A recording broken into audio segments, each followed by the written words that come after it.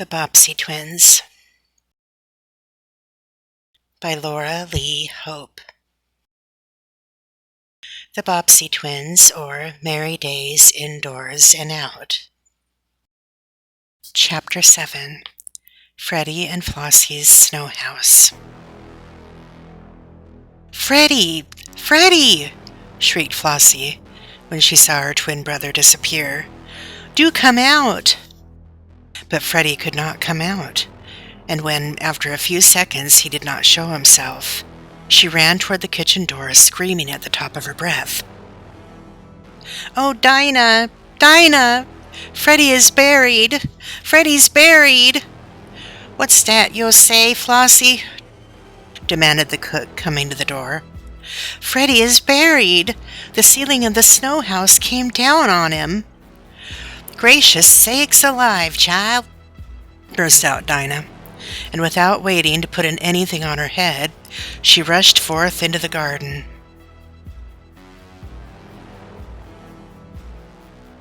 "Give me dat shovel, quick!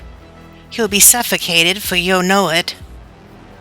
She began to dig away at the pile of snow, and presently uncovered one of Freddie's lower limbs. Then she dropped the shovel and tugged away at the limb, and presently brought Freddie to view, just as Mrs. Bobbsey and Nan appeared on the scene. "What in the world is the matter?" questioned Mrs. Bobbsey in alarm. "Dat child done gwine and buried himself alive," responded the colored cook. "De roof of de snow house caved in on him, poor dear. He's most suffocated." In the meantime, Freddie was gasping for breath.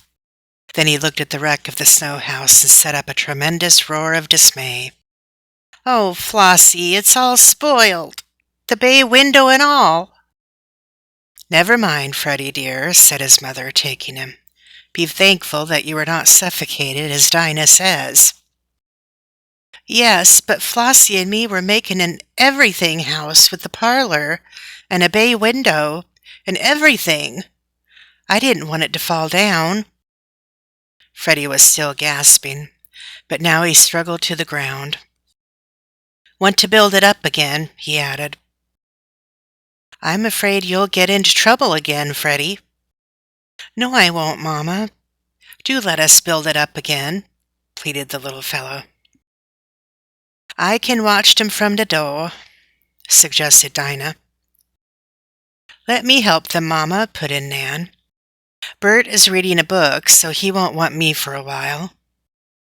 "Very well, Nan. You may stay with them, but all of you be careful," said Mrs. Bobbsey. After that, the building of the snow house was started all over again. The pile of snow was packed down as hard as possible, and Nan made Flossie and Freddie do the outside work while she crept inside and cut around the ceiling and the bay window, just as the others wanted. It was great sport, and when the snow house was finished, it was large enough and strong enough for all of them to enter with safety. "Tonight, I'll pour some water over that house," said Sam. "That will make the snow as hard as ice." This was done, and the house remained in the garden until spring came. Later on, Bert built an addition to it, which he called the library, and in this he put a bench and a shelf on which he placed some old magazines and story papers. In the main part of the snow house, Freddie and Flossie at first placed an old rug and 2 blocks of wood for chairs and a small bench for a table.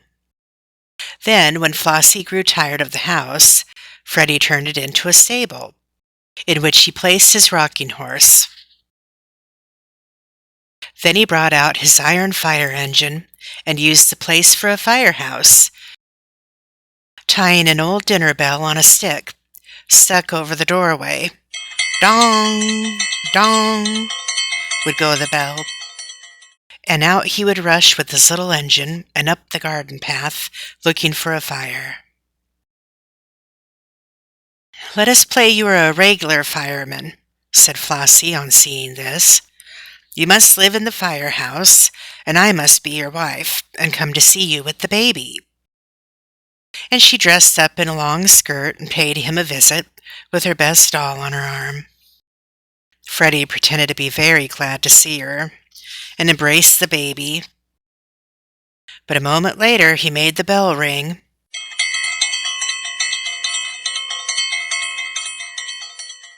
and throwing the baby to her, rushed off again with his engine.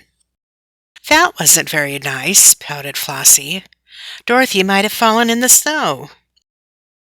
"Can't help it," answered Freddie. "A fireman can't stop for anything." But, but, he doesn't have to throw his baby away, does he?" questioned Flossie with wide-open eyes. "Yes, he does. Everything. But supposing he is eating his dinner?" "He has to throw it away, Flossie. Oh, it's awful hard to be a real fireman." "Would he have to throw his jam away and his pie?" "Yes." "Then I wouldn't be a fireman, not for a house full of gold," said Flossie, and marched back into the house with her doll. Flossie's dolls were 5 in number. Dorothy was her pride, and had light hair and blue eyes, and 3 dresses, one of real lace. The next was Gertrude, a short doll with black eyes and hair, and a traveling dress that was very cute. Then came Lucy, who had lost one arm, and Polly, who had lost both an arm and a leg. The 5th doll was Jujubee, a colored boy, dressed in a fiery suit of red, with a blue cap and real rubber boots. This doll had come from Sam and Dinah, and had been much admired at first, but was now taken out only when all the others went out. "He doesn't really belong to the family, you know," Flossie would explain to her friends. "But I have to keep him, for Mama says there is no colored orphan asylum for dolls. Besides, I don't think Sam and Dinah would like to see their doll child in an asylum." The dolls were all kept in a row in a big bureau drawer at the top of the house. But Flossie always took pains to separate Jujubee from the rest by placing the cover of a pasteboard box between them. With so much snow on the ground, it was decided by the boys of that neighborhood to build a snow fort. And this work was undertaken early on the following Saturday morning. Luckily, Bert was by that time well enough to go out, and he did his fair share of the labor, although being careful not to injure the sore ankle. The fort was built at the top of a small hill in a large open lot. It was made about 20 feet square, and the wall was as high as the boys' heads and over a foot thick. In the middle was gathered a big pile of snow, and into this was stuck a flagpole, from which floated a nice flag loaned by a boy named Ralph Blake. "Let us divide into 2 parties of soldiers," said Ralph. "One can defend the fort, and the others can attack it." "Hurrah! Just the thing!" cried Bert. "When shall the battle begin?" The boys talked it over, and it was decided to have the battle come off after lunch. The boys went home full of enthusiasm, and soon the news spread that a real soldiers' battle was to take place at the lot. "Oh, Bert, can I go and look on?" asked Nan. "I want to go too," put in Flossie. "Can't I be a soldier?" asked Freddie. "I can make snowballs and throw 'em too." "No, Freddie, you're too little to be a soldier," answered Bert. "But you can all come and look on if you wish." After lunch, the boys began to gather quickly, until over 20 were present. Many girls and a few grown folks were also there, who took places out of harm's way. "Now remember," said a gentleman who was placed in charge, "no icy snowballs and no stones." "We'll remember, Mr. Potter," cried the young soldiers. The boys were speedily divided into two parties, one to attack and one to defend the fort. It fell to Bert's lot to be one of the attacking party. Without loss of time, each party began to make all the snowballs it could. The boys who remained in the fort kept out of sight behind the walls, while the attacking party moved to the back of the barn at the corner of the big lot. "Are you all ready?" shouted Mr. Potter presently.